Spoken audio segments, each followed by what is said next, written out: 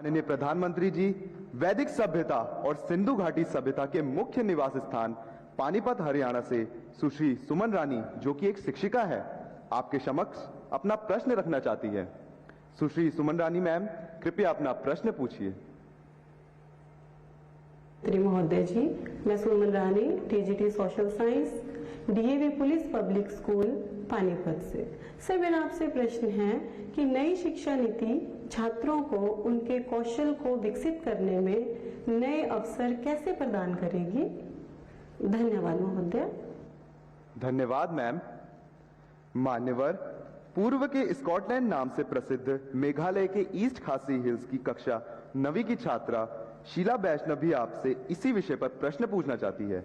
शीला, कृपया अपना प्रश्न रखें। Good morning, sir. I am Sheila Vaishnav of Jawahar Navodaya Vidyalaya, Maflak, East Khasi Hills, Meghalaya, studying in class 9th.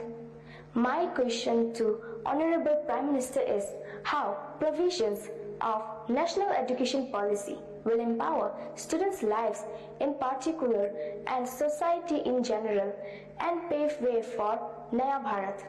Thank you, sir. Thank you Sheila.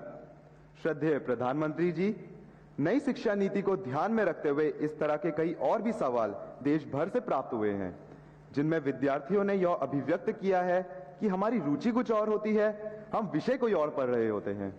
ऐसी स्थिति में क्या करें? कृपया मार्गदर्शन कर कृतार्थ करें।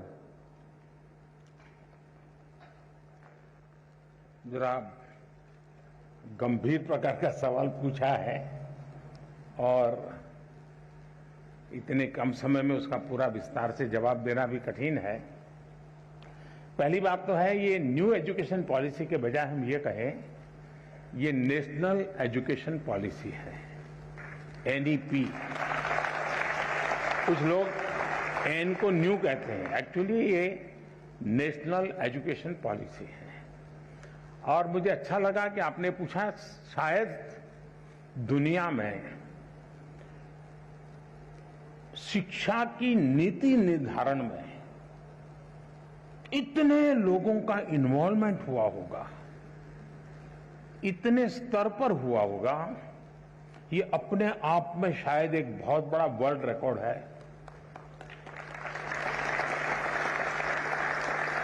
2014 से जब मुझसे इस कार्य के लिए आप सबने पसंद किया, तो शुरुआत से इस काम पर हम लगे थे। करीब 6-7 साल तक बहुत ब्रेनस्टॉर्मिंग हुआ, हर स्तर पर हुआ।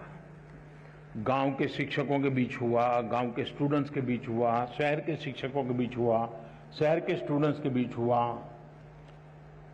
बॉयज स्टूडेंट्स ने कहा, गर्ल्स स्टूडेंट्स ने कहा, दूर सुदूर पहाड़ों में, जंगलों में, यानी एक प्रकार से हिंदुस्तान के हर कोने में सालों तक इस विषय पर ब्रेनस्टॉर्मिंग हुआ।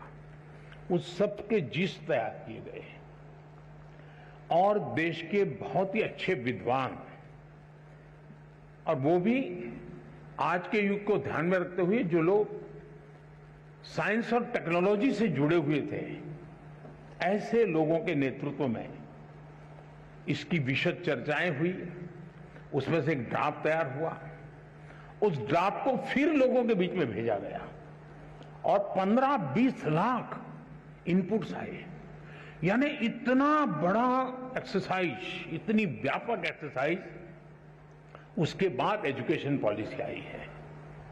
और ये एजुकेशन पॉलिसी को मैंने देखा है कि पॉलिटिकल पार्टी, सरकार कुछ भी करें तो कहीं न कहीं से तो विरोध का स्वर, कुछ न कुछ तो हर कोई मौका ढूंढता रहता है।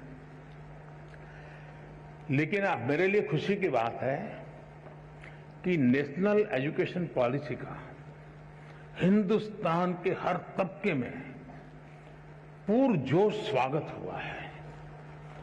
और इसलिए इस काम को करने वाले सब अभिनंदन के अधिकारी, लाखों लोग हैं जिन्होंने इसको बनाया है।